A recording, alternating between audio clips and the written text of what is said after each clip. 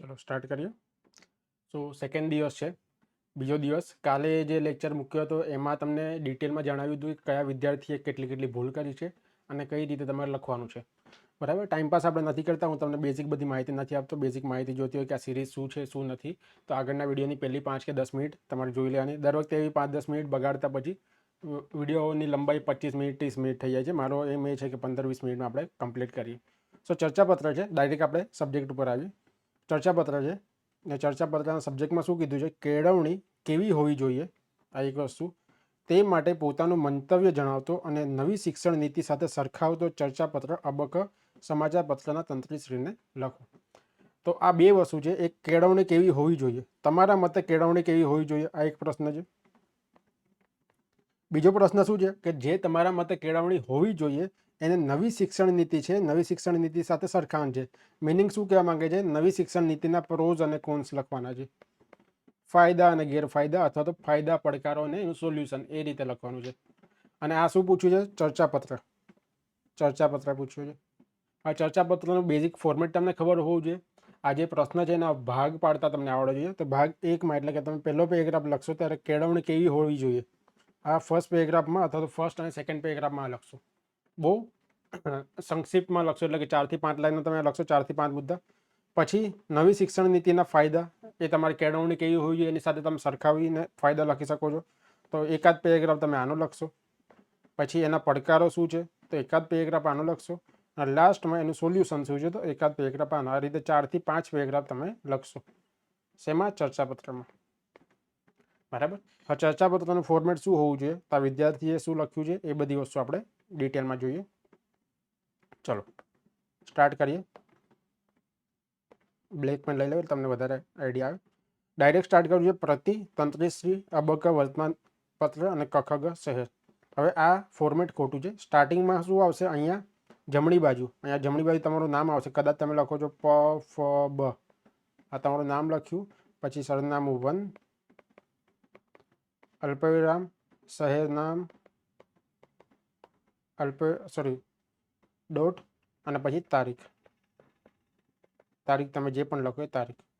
અને પછી અહીંયાથી આવશે પ્રતિ તંત્રીશ્રી અબક વર્તમાનપત્ર, એ રીતનું. અબક વર્તમાનપત્ર પછી કોમા આવશે અને કખગ શહેર પછી આ રીતે ફૂલ સ્ટોપ આવશે. બરાબર. તો અહીંયા આ જે ફોર્મેટ છે, ફોર્મેટના ભૂલ છે. સ્ટાર્ટિંગમાં લખવાનું હતું, આ વિદ્યાર્થી નથી લખ્યું, એટલે જે પણ માર્ક્સ આવશે એમાંથી એકાદ માર્ક્સ, 1.5 માર્ક્સ આમનો કટ થશે. આ વસ્તુ ક્લિયર છે. નેક્સ્ટ છે વિષય. તો વિષય બેઝિક લખવાનું છે. ચર્ચાપત્ર પ્રકાશિત કરવા બાબતે આ વિદ્યાર્થીએ બરાબર જ લખ્યું છે. ચર્ચાપત્રને પ્રકાશિત કરવા બાબતે કોઈ વાંધો છે નહીં. કોઈ લાંબો વિષય કંઈ લખવાનો નથી. નેક્સ્ટ માનનીય સાહેબશ્રી, સાહેબશ્રી પછી અલ્પવિરામ આવશે. આ બધી વસ્તુ ધ્યાન રાખવાની અને માર્ક્સ કપાય છે. કેળવણી પ્રત્યે લોકોના દ્રષ્ટિકોણ બદલાય અને નવી શિક્ષણ નીતિ સાથે લોકો પરિચિત થાય તે અંગેના ચર્ચાપત્રને આપના વર્તમાનપત્રમાં વિનામૂલ્યે પ્રકાશિત કરવા વિનંતી. વિનામૂલ્યે કોઈ જરૂરી નથી. બરાબર. લોકો સુધી આ માહિતી વધારે પહોંચે તેના માટે પ્રકાશિત કરાવી વિનંતી. જે પણ સબ્જેક્ટ છે આ રીતે લખવાનું. જે પણ વિષય છે, વિષય ઉપર ચર્ચા કરતું ચર્ચાપત્ર વિશાળ જનમાનસ સુધી પહોંચાડવા આપના જે બી સમાચાર પત્ર, કોઈ સમાચાર પત્રમાં પ્રકાશિત કરવા વિનંતી. આ સાદું જ લખવાનું, આમાં કોઈ માર્ક્સ નથી મળતા. આ ખાલી ઓનલી ફોર્મેટ માટે છે. બરાબર. ડાબી સાઈડ બિડાણ, ડાબી સાઈડ બિડાણ આ બરાબર જ છે. આ રીતે વિનામૂલ્ય કંઈ લખવાની જરૂર નથી, બાકી બધી વસ્તુ બરાબર છે. ડાબી સાઈડ બિડાણ, ચર્ચાપત્ર અને આપનો વિશ્વાસુ, તથડ કખગ શહેર. તથડ પછી તમારો અલ્પવિરામ આવશે અને આ બંને વસ્તુ એક લાઇનમાં આવશે. આ બંને વસ્તુ એક લાઇનમાં આવશે. તો ફોર્મેટનો ફર્સ્ટ પાર્ટ કમ્પ્લીટ થયો. ફોર્મેટના ફર્સ્ટ પાર્ટનો ભૂલ શું છે, તો આ જે લખવાનું હતું જમણી બાજુ પોતાનું નામ ને બધી વસ્તુ નથી લખી. જસ્ટ એક જ મિનિટ. ઓકે, તે બધી વસ્તુ નથી લખી. બરાબર. ચલો નેક્સ્ટ છે ચર્ચાપત્રનો બીજો ભાગ, જે તમારે લખવાનું છે. તો ટાઇટલ આવશે અને પછી તમે 4 થી 5 પેરેગ્રાફ લખશો. તો ટાઇટલ છે કેળવણી અને નવી શિક્ષણ નીતિ. સિમ્પલ ટાઇટલ માર્યું છે, કોઈ વાંધો નથી. બરાબર છે. પછી એક શ્લોક લખ્યો છે, સ્વદેશે પૂજ્યંતે રાજા વિદ્વાન સર્વત્ર પૂજ્યતે. સરસ. કેળવણી માટે લખ્યું છે કે પોતાના દેશમાં રાજા પૂજાય છે, જ્યારે વિદ્વાન જે હોય છે એ દરેક જગ્યાએ પૂજાય છે. માનવ જીવનમાં આખું વાંચીએ આપણે, માનવ જીવનમાં જેટલું મહત્વ હવા, પાણી અને ખોરાકનું છે એટલું જ મહત્વ શિક્ષણ અર્થાત કેળવણીનું છે. પરંતુ શું શિક્ષણ એક પરિણામ અને માર્કશીટ માર્ક પૂરતું સીમિત હોવું જોઈએ? ના. વ્યવહારિક જીવનમાં આ માર્ક નહીં, પરંતુ આપણી કેળવણી આપણને સફળ બનાવે છે. સરસ, સારું લખ્યું છે. બરાબર. કઈ કઈ ભૂલ હશે હું તમને જણાવતો જઈશ. કેળવણી એટલે ફક્ત ચોપડી જ્ઞાન નહીં, પરંતુ ચોપડીની બહાર શું છે અને એ વ્યવહારલક્ષી જ્ઞાન. કેળવણી એટલે વ્યક્તિમાં સારા સંસ્કાર, મૂલ્યો, નીતિમત્તા, કરુણા, દ્રઢતા, રાષ્ટ્રપ્રેમ, આદર અને સન્માન જેવી વિવિધ પાસાઓના વિકાસ થવો. સરસ, ગુડ. બહુ સારું લખ્યું છે. આમની વાક્ય રચના પણ બહુ સારી છે અને આમનું જે પ્રેઝન્ટેશન છે એ પણ બહુ સારું છે, અક્ષર પણ સારા છે. આ જ વસ્તુ એમણે બ્લેન્ક પેજમાં લખવાની જરૂર છે, જેથી એમની લાઇન ક્યાં જાય છે, એમને લાઇનમાં કેટલી સ્પેસ છોડવાની છે એ તમને આઈડિયા આવે. કારણ કે આમાં તો શું છે, લાઇન દોરેલી છે એટલે આઈડિયા નહીં આવે કે કઈ રીતે મેનેજ કરે છે. ખરેખર તો આ બધી બાબતો જ દર્શાવે છે કે વ્યક્તિ એ કેવું શિક્ષણ અર્થાત કેળવણી લીધી છે. વ્યક્તિએ કેવું શિક્ષણ અર્થાત કેળવણી લીધી છે. વ્યક્તિ બહારની દુનિયા સાથે કદમથી કદમ મેળવી અને આગળ વધી શકે, અસફળતામાં પણ સફળતા જોઈ શકે, દરેક પરિસ્થિતિના નાસીપાસ થયા વિના. ઘણી બધી જોડણીની ભૂલ છે, પણ જોડણીની ભૂલ હમણાં હું તમને નથી કીધું. આગળ જેમ જેમ જશું તેમ જોડણીની ભૂલ હું તમને કહેતો જઈશ. કારણ કે હમણાં મેઇન વસ્તુ વિચારવાનું કઈ રીતે, લખવાનું કઈ રીતે, એ બધી વસ્તુ પર આપણે ફોકસ કરીશું. વિના સામનો કરી શકે એ જ ખરી કેળવણી. આ સારું લખ્યું છે, પણ થોડોક ટોન જે છે, ટોન એ ફિલોસોફિકલ ટોન થઈ જાય છે. જ્યારે તમને આવા ટોપિક પૂછે ત્યારે ફિલોસોફિકલ ટોનને બદલે વ્યવહારુ ટોન રાખશો તો વધારે સારું પડશે. કે વ્યવહારમાં એકચ્યુઅલી શું છે અને શું નથી અને શું કરવાની જરૂર છે, બેઝિક વસ્તુ. બરાબર. તો આ રીતે વ્યવહારમાં શું છે એ બધી વસ્તુ આપણે જોવાની છે, નહીં કે ફિલોસોફિકલ તરફ વધારે બેન્ડ થવાનું છે. ચલો નેક્સ્ટ એમણે પાછું શિક્ષણ નીતિ સાથે કીધું છે, નવી શિક્ષણની ઓકે, અહીંયા કંઈ ભૂલ કરી છે. નવી શિક્ષણ નીતિ ન અને ત બંને સરખા જેવા લાગે છે, તો આ સુધારવાની જરૂર છે. ની વાત કરીએ તો એમાં કંઈક આ જ બાબત કેન્દ્ર સ્થાને છે. નવી શિક્ષણ નીતિના ઉદ્દેશ્ય વિદ્યાર્થીઓને આત્મનિર્ભર, ક્રિયાશીલ અને જવાબદાર નાગરિક બનાવવાનો છે, જેથી તેઓ સમાજ અને રાષ્ટ્ર વિકાસમાં યોગદાન આપી શકે. નવી શિક્ષણ નીતિમાં 5 વર્ષ આધારભૂત, 3 વર્ષ પ્રાથમિક, 3 વર્ષ માધ્યમિક એટલે 5+3+3+4 એ માળખાની જોગવાઈ કરવામાં આવી છે. માતૃભાષામાં શિક્ષણ, વ્યવસાયિક શિક્ષણ, ડ્રોપઆઉટ ઘટાડવાનો પ્રયાસ, આધુનિકતા અને નવીનતા, સર્જનાત્મકતા પર ભાર આપવામાં આવ્યો છે, જે કેળવણીના અર્થને વધુ વિસ્તૃત કરશે. આ એન્ડમાં આ કંઈ લખવાની જરૂર નથી, આ ફોર્મેટ ખોટું છે. આ એન્ડમાં એમણે આ રીતે લખ્યું છે.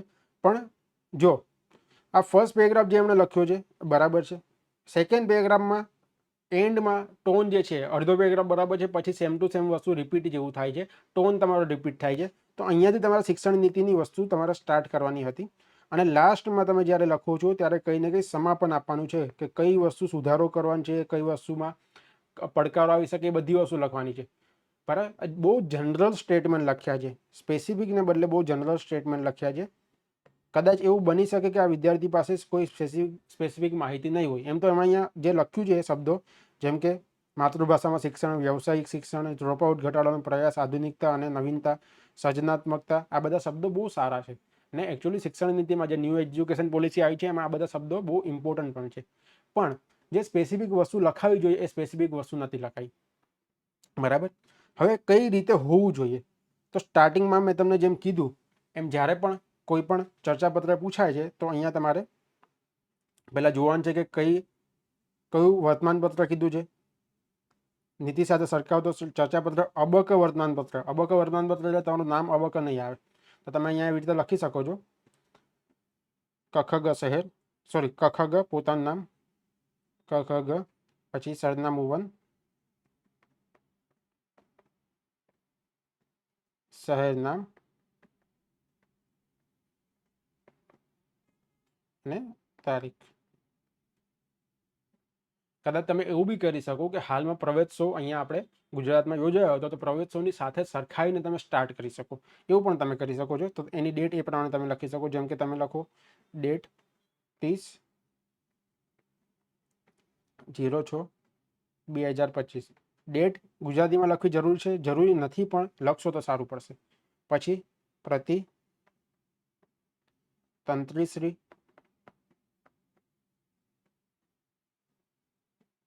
અબક, સમાચાર પત્ર અને શહેર નામ. બરાબર. પછી આવશે વિષય.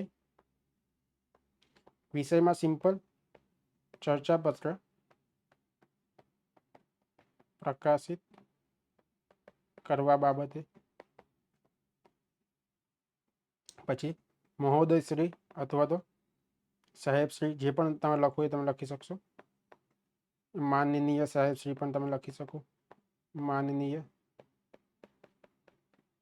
સાહેબશ્રી અલ્પવિરામ. અને પછી બેઝિક તમારું જે આખું ફોર્મેટનું જે બેઝિક 3-4 લાઈન લખવાનું છે એ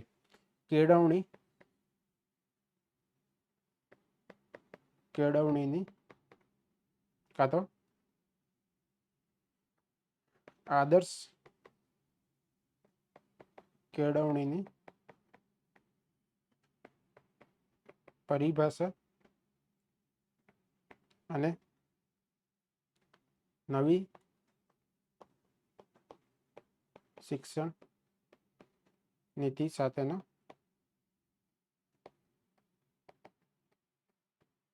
સંબંધ વિશે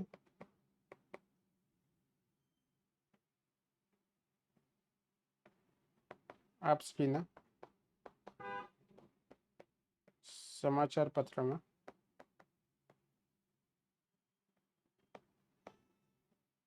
ચર્ચાપત્ર પ્રકાશિત કરવા વિનંતી. સિમ્પલ આ રીતે લખવાનું છે.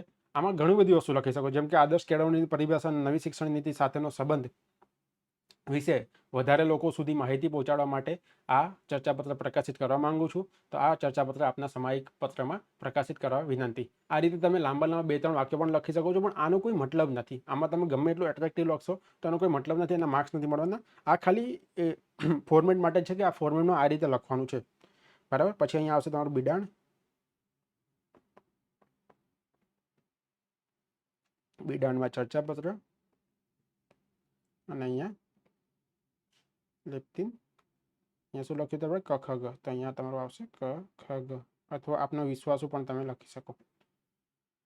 ચલો, આ ફર્સ્ટ પાર્ટ તમારો કમ્પ્લીટ થયો. આ રીતે ચર્ચાપત્રનો ફર્સ્ટ પાર્ટ આ રીતે દેખાશે. પછી ટાઇટલ.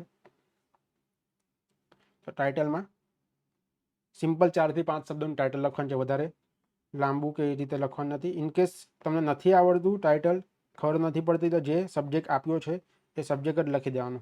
આદર્શ કેળવણી અને નવી શિક્ષણ નીતિ સાથેનો સુમેળ. બરાબર. આ ટાઇટલ લખ્યું. પછી હવે તમારે જોવાનું છે કે તમારે 4 થી 5 પેરેગ્રાફ લખવા છે. વિચારવાનું છે કે 4 થી 5 પેરેગ્રાફ લખવા છે, તો એમાંથી 4 થી 5 પેરેગ્રાફમાં કયું તમે લખશો. ફર્સ્ટ પેરેગ્રાફમાં શું લખશો, સેકન્ડ પેરેગ્રાફમાં શું લખશો, થર્ડ પેરેગ્રાફમાં શું લખશો, ફોર્થ પેરેગ્રાફમાં શું લખશો. એ રીતે તમારે એક મનમાં વિચારવાનું છે. જસ્ટ આપણે એક ફ્રેમવર્ક બનાવીએ, પછી હું તમને 1 થી 2 પેરેગ્રાફ લખીને બતાડું. બરાબર. જેમ કે ફર્સ્ટ પેરેગ્રાફમાં આપણને ફર્સ્ટ શું પૂછ્યું છે, કેળવણી કેવી હોવી જોઈએ. તો કેળવણી કેવી હોવી જોઈએ એના વિશે લખશું.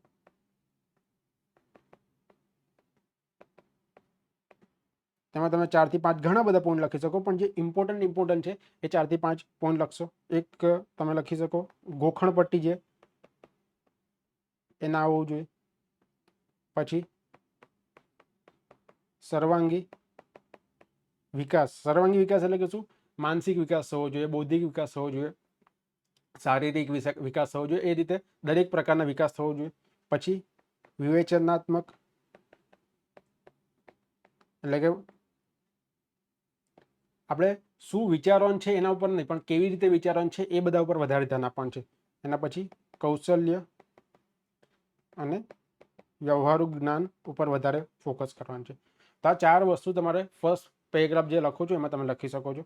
એ જ રીતે સેકન્ડ પેરેગ્રાફમાં તો કેળવણી કેવી હોવી જોઈએ એ તમારું લખાઈ ગયું. હવે તમારું સેકન્ડ છે કે નવી શિક્ષણ નીતિ છે, તો એમાં આ બધી વસ્તુ છે કે નહીં એ. બરાબર. નવી શિક્ષણ નીતિમાં 4 થી 5 વસ્તુ જે મને બહુ ગમે છે. એક છે પસંદગીની છૂટછાટ. પસંદગીની છૂટછાટ એટલે શું? તમને કદાચ ખબર હશે કે 10મા પછી તમારે હમણાં સાયન્સ, કોમર્સ અથવા આર્ટ્સ લેવું પડે. જ્યારે નવી શિક્ષણ નીતિમાં શું છે, તમે સાયન્સનો 1-2 સબ્જેક્ટ લઈ શકશો, આર્ટ્સના 1-2 સબ્જેક્ટ લઈ શકશો, કોમર્સના 1-2 સબ્જેક્ટ લઈ શકશો. એટલે હું મારી રીતે બંધાયેલો નથી કે મારે આ જ સબ્જેક્ટ કરવા પડશે, પણ મારી પોતાની કઈ રીતે એબિલિટી છે એ પ્રમાણે હું સબ્જેક્ટને સિલેક્ટ કરીશ. તો સબ્જેક્ટની પસંદગીની છૂટછાટ આ વસ્તુ. પછી છઠ્ઠા ધોરણથી વોકેશનલ ટ્રેનિંગ આપશે, તો એ પણ બહુ સારું છે. નેક્સ્ટ કે પ્રાથમિક શિક્ષણ છે, પ્રાથમિક શિક્ષણ માતૃભાષામાં આપશે, બરાબર. અને એક કોલેજની અંદર મલ્ટિપલ એન્ટ્રી એક્ઝિટ. એટલે મેં 2 વર્ષ કોલેજ કરી છે, મારે 2 વર્ષની મને ડિગ્રી મળી જશે. પછી મારે 2 વર્ષ મારે કદાચ બ્રેક લેવો છે ને પછી હું ત્રીજું વર્ષ આવું તો મારે 3 વર્ષ નહીં કરવા પડે, ખાલી 1 જ વર્ષ, ત્રીજું વર્ષ જે બાકી છે એ જ કરવું પડશે. એના સિવાય નહીં કરવું પડે. એના સિવાય વ્યવહારિક શિક્ષણ, સર્વાંગી વિકાસ, જે આપણે ઉપર લખ્યું એ બધી વસ્તુ અહીંયા લખી શકો છો, બરાબર. હવે થર્ડ પેરેગ્રાફમાં શું લખશો? તો થર્ડ પેરેગ્રાફમાં પ્રોબ્લેમ શું છે? તો પ્રોબ્લેમ વધારે નથી લખવાના, 2 કે 3 પ્રોબ્લેમ લખવાના છે. એક પ્રોબ્લેમ લખી શકો કે તેનું ઇમ્પ્લિમેન્ટેશન.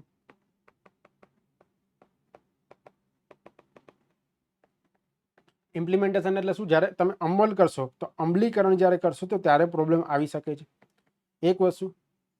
બીજી વસ્તુ કે મૂળભૂત માળખાનો અભાવ છે.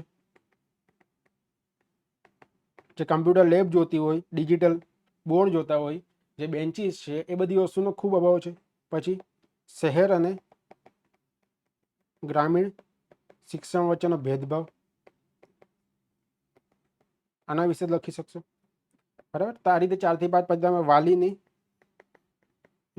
માનસિકતા. વાલીની માનસિકતા એટલે હજી પણ એવું છે કે 10મા પછી સાયન્સ લેશે, પછી એન્જિનિયરિંગ કરશે અથવા ડૉક્ટર બનશે, તો એના કરતાં પણ ઘણી બધી ઓપોર્ચ્યુનિટી છે, પણ એ ઓપોર્ચ્યુનિટી જે છે એમને એક્સપ્લોર કરવા માટેની જે પરવાનગી મળવી જોઈએ વાલી તરફથી નથી મળતી. તો વાલીની જે માનસિકતા છે એમાં બદલાવ કરવો પડશે. અને ફોર્થ પેરેગ્રાફ કે આદર્શ કેળવણી જે આપણે વાત કરી અને જે નવી શિક્ષણ નીતિ છે એમાં જે પ્રોબ્લેમ આવવાના છે, તો આ પ્રોબ્લેમને અટકાવવા માટે અથવા તો એનો સામનો કરવા માટે આપણે શું કરવું જોઈએ? તો 1 થી 2 વસ્તુ. એક, વાલીની માનસિકતા સુધારવી. કઈ રીતે સુધારવી? સતત સંવાદ દ્વારા, બરાબર. બીજી વસ્તુ છે બજેટમાં જે કીધું છે 6%ની ફાળવણી, તો 6%ની ફાળવણી થવી જોઈએ. જો 6%ની ફાળવણી થશે ત્યારબાદ આજે મૂળભૂત માળખું છે અથવા તો શિક્ષકોને ટ્રેનિંગ આપવાની છે, એ બધી વસ્તુ શક્ય બનશે, બરાબર ને. છેલ્લે તમે એવું પણ લખી શકો છો સામૂહિક જવાબદારી, કે નવી શિક્ષણ નીતિ અથવા તો આદર્શ કેળવણીને અચીવ કરવાનું ખાલી સરકારની જવાબદારી નથી, એની સાથે સાથે શિક્ષકોની જવાબદારી છે, વિદ્યાર્થીઓની જવાબદારી, વાલીઓની જવાબદારી છે, સમાજ તરીકે આપણે સમાજની અંદર છે તો આપણી બધાની જવાબદારી છે કે નવી શિક્ષણ નીતિને અને આદર્શ શિક્ષણને અચીવ કરવા માટે આ બધી વસ્તુ સાથે મળીને કરીએ. તો આ બધી વસ્તુ તમારે આ રીતે તમે લખી શકો છો, બરાબર. ચલો લખીને બતાડું, કેટલી મિનિટ થઈ આઈડિયા નથી, પણ ઠીક છે, 1-2 પેરેગ્રાફ લખીને બતાડું. ટાઇટલ તમે માર્યું અહીંયા, આદર્શ કેળવણી અને નવી શિક્ષણ નીતિ સાથેનો સુમેળ. આદર્શ શિક્ષણ અથવા કેળવણી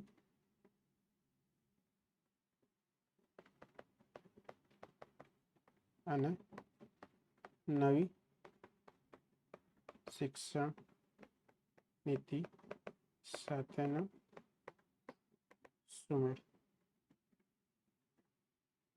ફટાફટ લખું છું એટલે અક્ષર કદાચ આમ તેમ હોઈ શકે. પહેલા પેરેગ્રાફમાં કયા 4 પોઈન્ટ? ગોખણપટ્ટી, સર્વાંગી વિકાસ, વિવેચનાત્મક અને કૌશલ્ય અને વ્યવહારુ.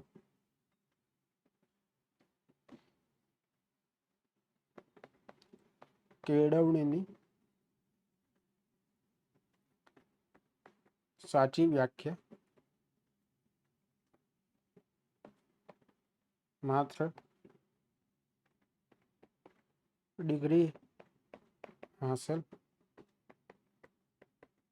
કરવામાં નહીં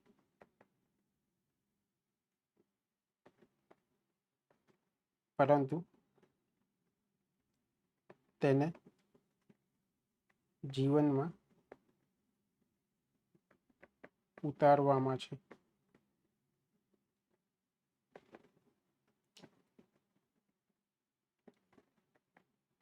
કેળવણી, ગોખણપટ્ટી અને માર્ક્સથી પરે સર્વાંગી વિકાસ એટલે કે શારીરિક, માનસિક, બૌદ્ધિક, ચારિત્રિક વગેરે ઉપર આધારભૂત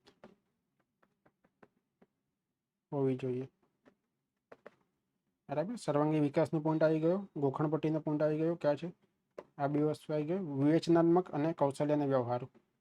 આ લખીએ આપણે. હવે આ જે વાક્યમાં પણ છે ને એક્ટિવ પેસિવ જે તમે ઇંગ્લિશમાં શીખો છો એ અહીંયા પણ તમારે ઉપયોગ કરવાનો છે. કેટલીક વખત વાક્યોને સીધા લખવાના છે, કેટલીક વખત પાછળના ભાગ આગળ લઈ આવવાના છે. હું તમને હમણાં શીખવાડું. જેમ કે કઈ વસ્તુ હતું? એક વ્યવહારુ શિક્ષણ અને બીજું વિવેચનાત્મક. શું વિચારવું ની માનસિકતા દૂર કરી કેવી રીતે વિચારવું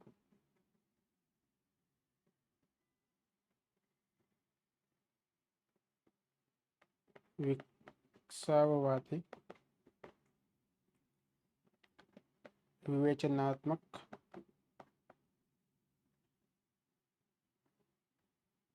અને વ્યવહારુ કેળવણીનો પાયો નખાશે. બરાબર. બેઝિક તમે જે પોઈન્ટ આપ્યા છે એને થોડીક એટ્રેક્ટિવ લેંગ્વેજમાં થોડા એવા શબ્દો અંદર નાખીને આ રીતે બનાવ્યું છે. નેક્સ્ટ સેકન્ડ પેરેગ્રાફ આપણે શું કીધું?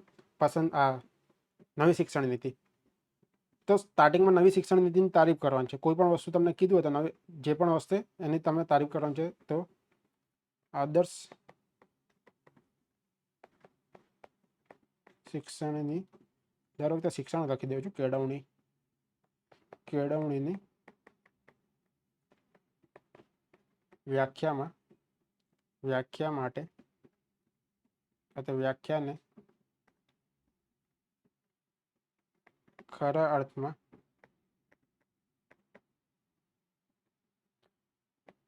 અપનાવવા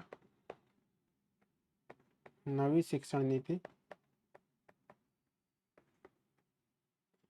2020 એ સરાહનીય કાં તો તે આવકારદાયક પગલું છે. પછી 4-5 પોઈન્ટ જે આપણે લખ્યા હતા એના સારા પોઈન્ટ. પસંદગીની છૂટછાટ, વોકેશનલ ટ્રેનિંગ. વોકેશનલ ટ્રેનિંગ એટલે તમે વ્યવહારુ ટ્રેનિંગ પણ લખી શકશો. પ્રાથમિક શિક્ષણ માતૃભાષામાં, તે બધી વસ્તુ. તો માતૃભાષામાં એક લાઈનમાં તમે લખશો કારણ કે જગ્યા તમારી પાસે ઓછી હોય. તો માતૃભાષામાં પ્રાથમિક શિક્ષણ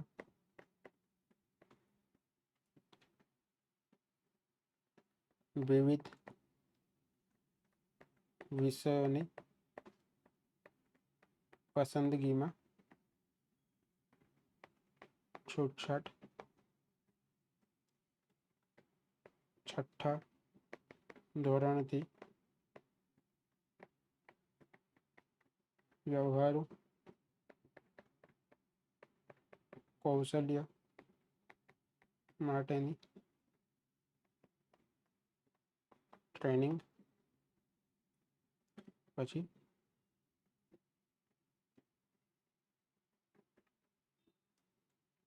એકથી વધુ વખત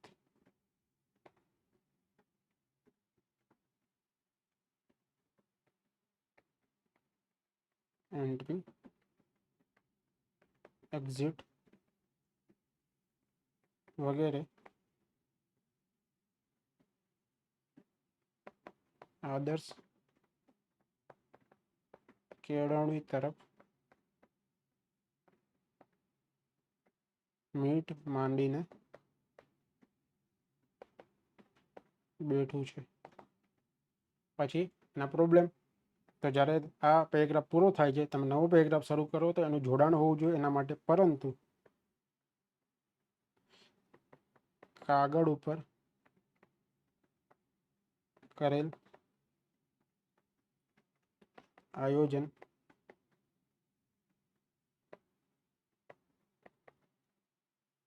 અમલ કરવા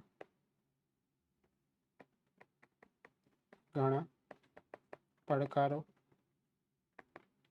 આવી શકે છે. ભાઈ જેટલા પણ તમારા પડકારો, એ બધી પડકારો તમે લખી શકશો, જેમ કે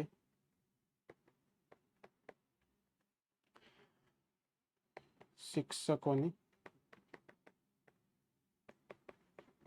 તાલીમ, વાલીઓની માનસિકતા ઉપર બીજું આપણે શું લખ્યું હતું? અમલીકરણ આરોગ્ય, મૂળભૂત માળખાનો અભાવ, શહેર ગ્રામીણ શિક્ષણ, મૂળભૂત માળખાનો અભાવ, શહેર ગ્રામીણ ભેદભાવ વગેરે. બરાબર. હવે તો નાના નાના પેરેગ્રાફ બનાવશો તો પણ ચાલશે. એટલે લાસ્ટમાં તમે શું લખશો? એનું સોલ્યુશન.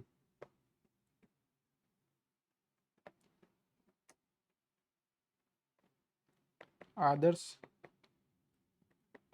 કેળવણીને પામવા પડકારો તો જરૂરથી આવશે,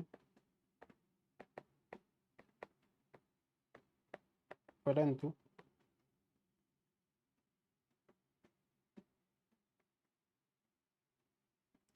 શિક્ષકો,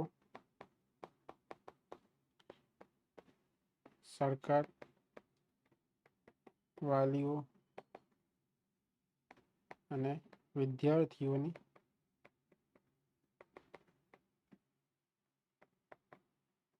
સામૂહિક જવાબદારી છે કે તે પડકારોનો સામનો કરે. વાલીઓની માનસિકતા સુધારવા સતત વાતચીત,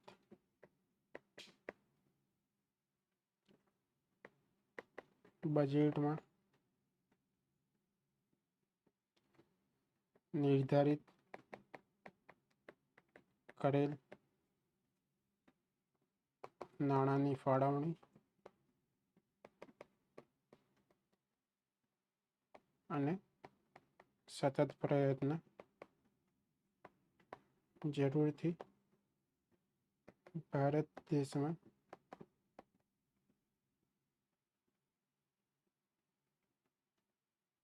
આદર્શ કેળવણીનો સીમાચિહ્ન